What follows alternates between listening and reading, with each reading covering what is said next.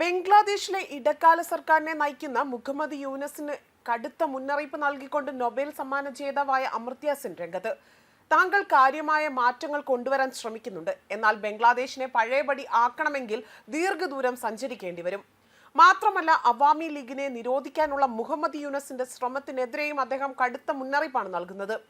ബംഗ്ലാദേശിലെ നിലവിലെ സ്ഥിതിഗതികളെക്കുറിച്ച് അദ്ദേഹം കടുത്ത ആശങ്ക പ്രകടിപ്പിച്ചു.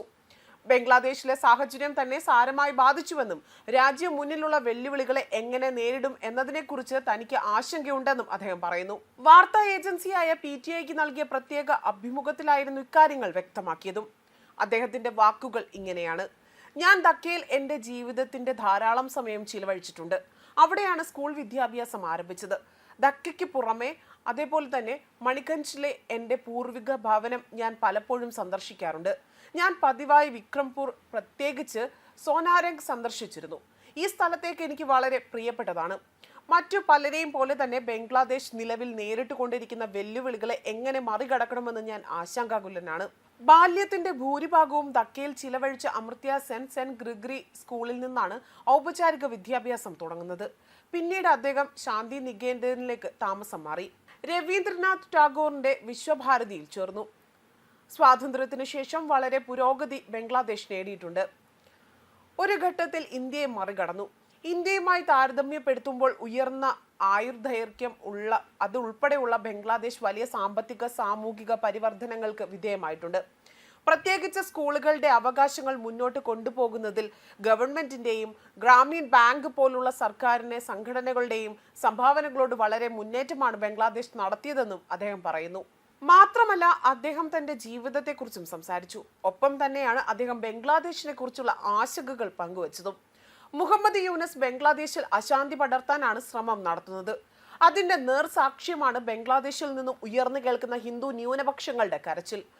ഇതെല്ലാം തന്നെ ഒരു അറുതി വരണമെങ്കിൽ ഷെയ്ഖ് ഹസീന തന്നെ കളത്തിലിറങ്ങണം.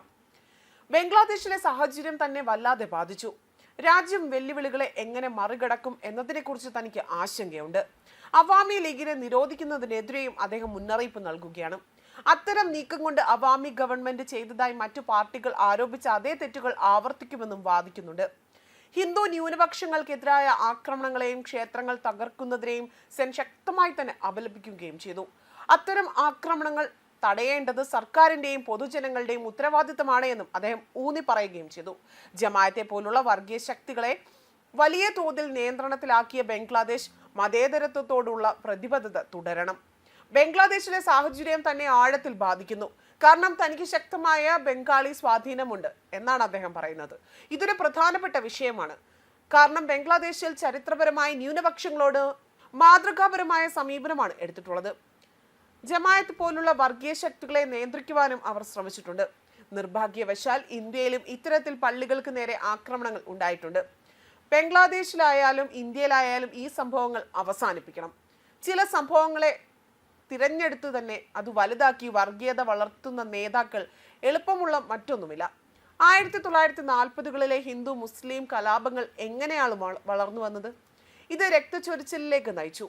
നമ്മുടെ ഭൂതകാലത്തെക്കുറിച്ചുള്ള അത് ചിന്തിക്കുകയും ആ വെളിച്ചത്തിൽ നമ്മുടെ ഭാവി പരിണമിക്കുകയും വേണം എന്നാണ് അദ്ദേഹം മുന്നറിയിപ്പ് നൽകുന്നത്. ന്യൂസ് ഡെസ്ക് കർമ്മ ന്യൂസ്.